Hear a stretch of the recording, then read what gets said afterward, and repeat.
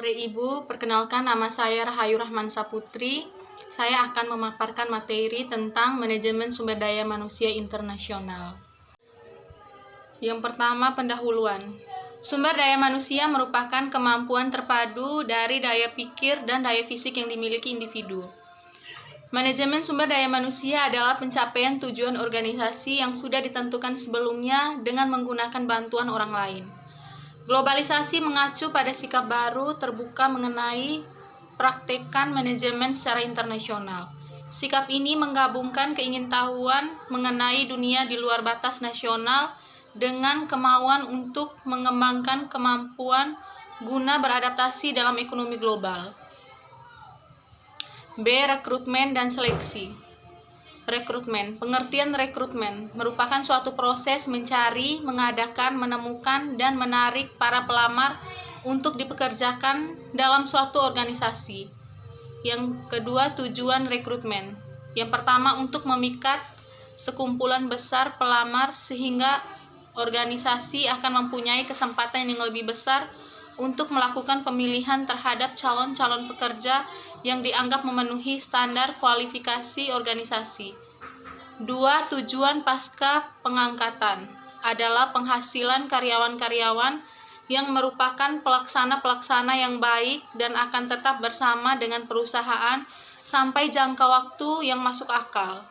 3. Upaya-upaya perekrutan hendaknya mempunyai efek keluberan, yakni citra umum organisasi haruslah menanjak dan bahkan pelamar-pelamar yang gagal haruslah mempunyai kesan-kesan positif terhadap perusahaan. Proses rekrutmen. Proses rekrutmen dimulai dengan pencarian calon dan berakhir sampai lamaran mereka diterima. Tahap berikutnya setelah persiapan untuk melakukan rekrutmen selesai dikerjakan adalah mencari calon sebanyak jumlah yang diperlukan yang akan diseleksi untuk mencari.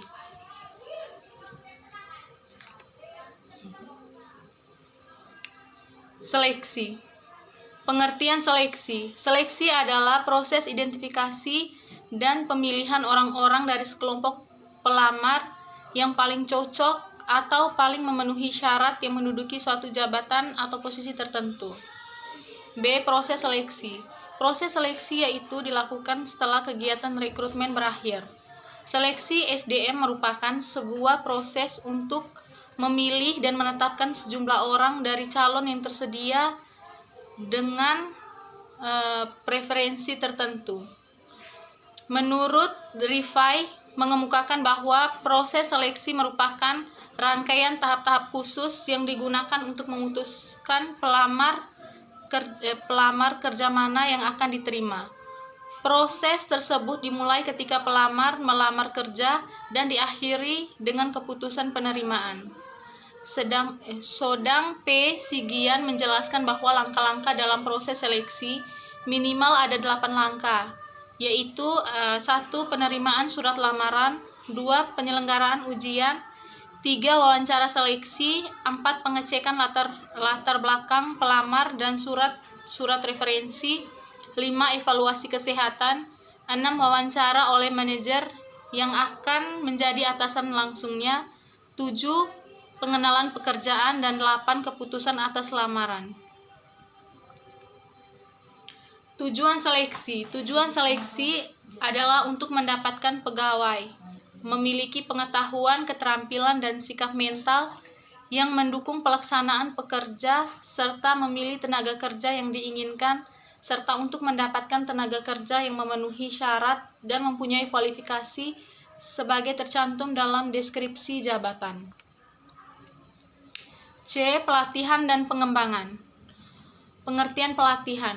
Pelatihan merupakan suatu metode yang digunakan untuk melakukan pengembangan sumber daya manusia yang berkaitan dengan kemampuan atau keterampilan pegawai atau karyawan yang telah menduduki suatu jabatan atau pekerjaan tertentu di dalam suatu perusahaan atau organisasi. Pengembangan.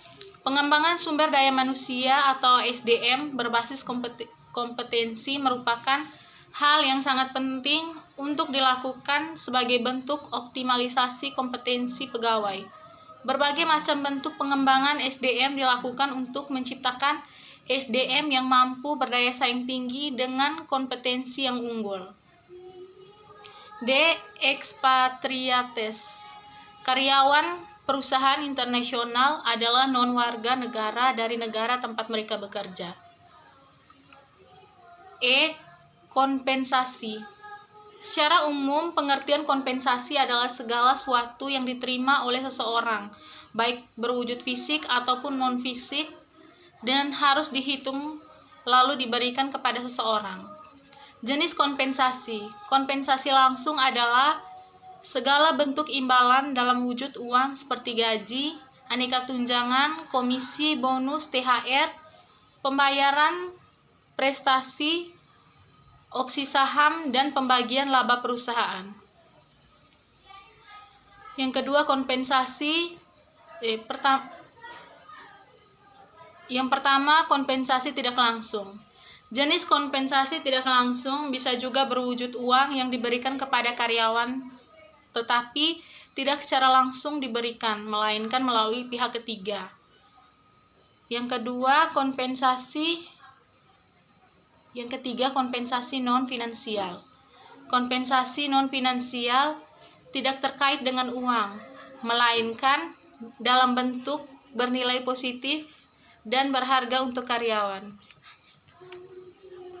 Dampak kompensasi dapat menjadi daya tarik bagi para pencari kerja perusahaan mendapatkan pekerjaan berkualitas, membuat karyawan terpacu terus berprestasi dan bekerja dengan giat.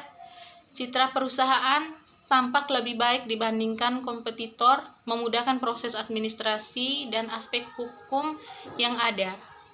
Tujuan kompensasi: performa bekerja, terbentuk ikatan kerja, motivasi, kepuasan kerja, mendorong pertumbuhan perusahaan, disiplin kerja. Sekian hasil presentasi dari saya. Terima kasih.